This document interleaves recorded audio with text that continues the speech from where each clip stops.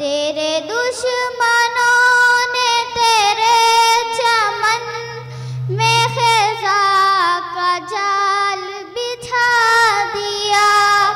तेरे दुश्मनों ने तेरे चमन में ख़ज़ा का जाल बिछा दिया। बहुत खूब सुभान अल्लाह सुभान अल्लाह।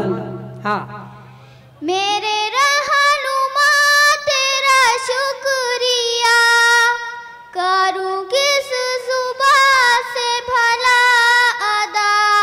मेरी जिंदगी की अंधेरी शब में चराग़े फिक्र जला दिया।